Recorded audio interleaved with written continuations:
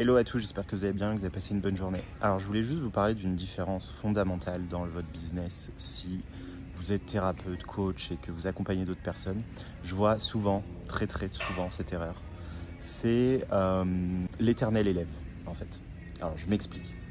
Cette erreur, c'est un truc, franchement, il y a beaucoup plus de thérapeutes et coachs qui font cette erreur que des marketeurs. Les marketeurs, en général, ils en ont rien à foutre, ils arrivent, et ils n'ont même pas les compétences, ils vous vendent des trucs, voilà. Ils en ont absolument rien à foutre.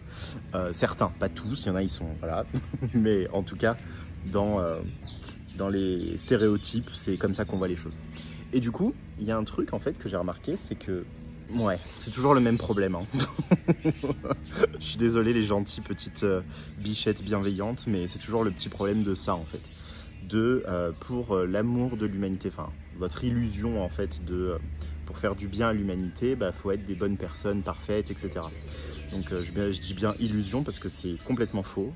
Croire que vous faites des bonnes choses, alors des bonnes choses par rapport à qui, par rapport à quoi, par rapport à vous du coup, donc vous devenez dictateur de vos bonnes choses pour les autres, alors qu'elles n'ont rien à foutre de vos trucs, hein, mais bref.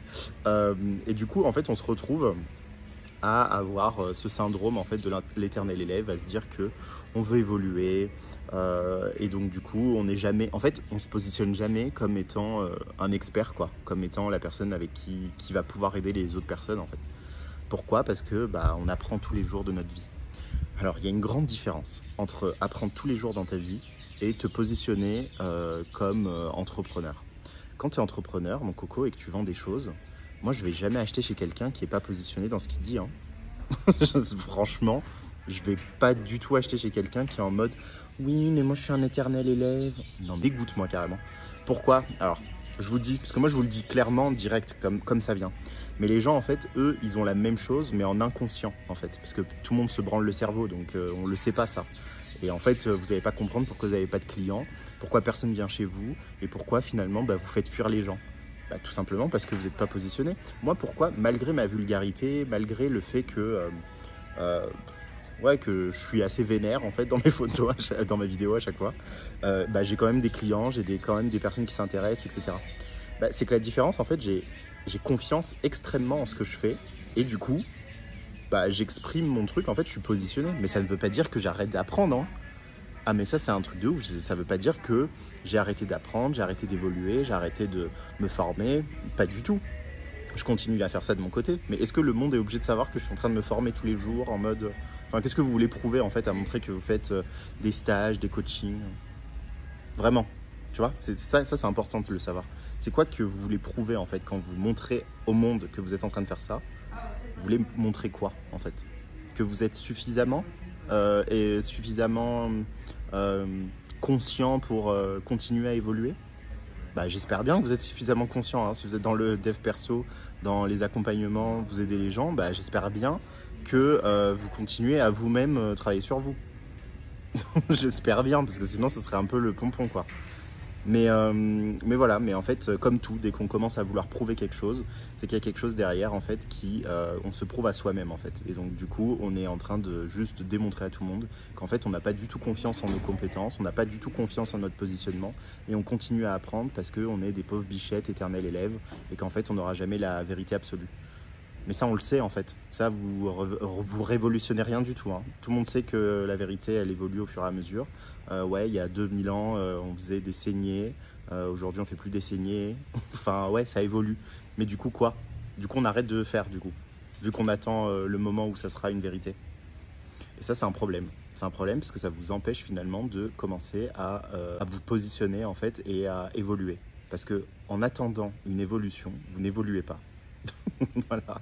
En gros, plus vous apprenez, moins vous êtes pro, du coup, parce que vous allez toujours apprendre quelque chose de nouveau que vous allez vous rendre compte en fait qu'il y a quelque chose de nouveau derrière, il y a autre chose derrière, et en fait c'est interminable. Donc en fait vous êtes toujours un élève et il n'y a aucun intérêt d'être entrepreneur si vous êtes comme ça.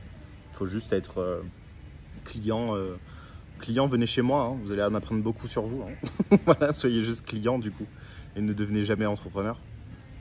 Voilà. Mais le but c'est de comprendre qu'en fait, vous n'avez pas besoin de vous mettre dans une position d'élève dans la vie.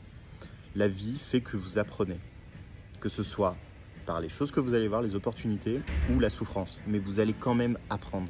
Vous n'avez pas besoin de vous mettre en situation d'élève.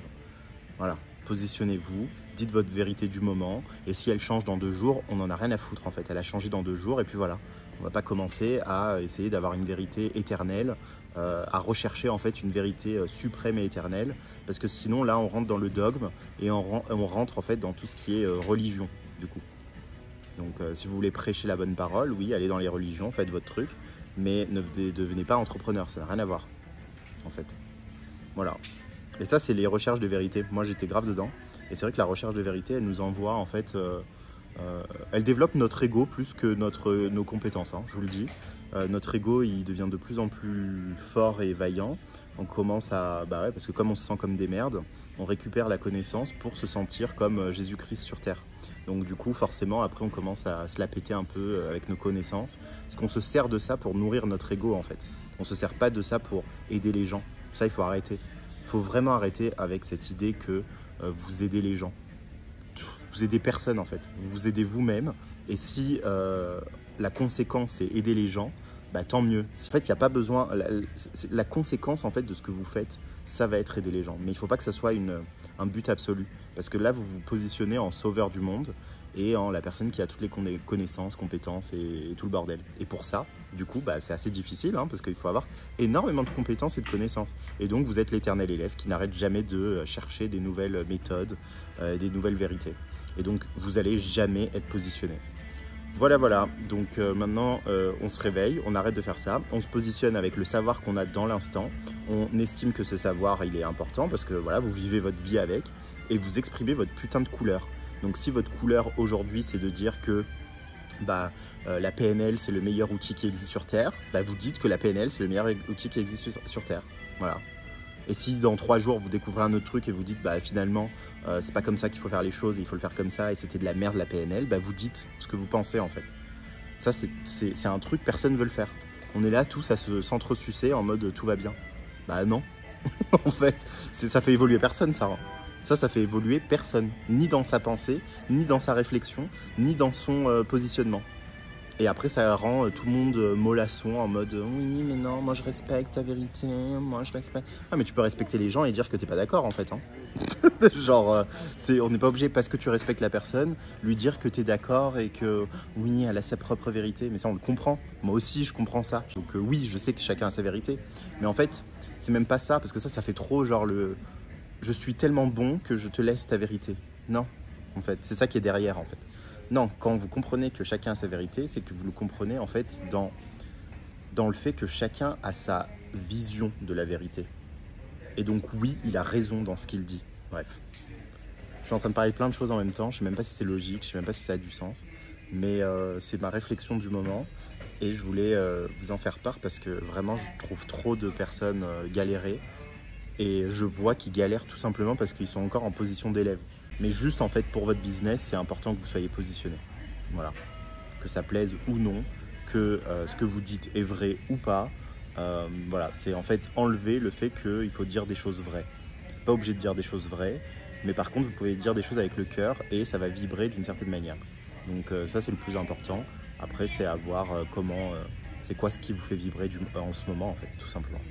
Voilà, bisous à tous et à bientôt. Ciao.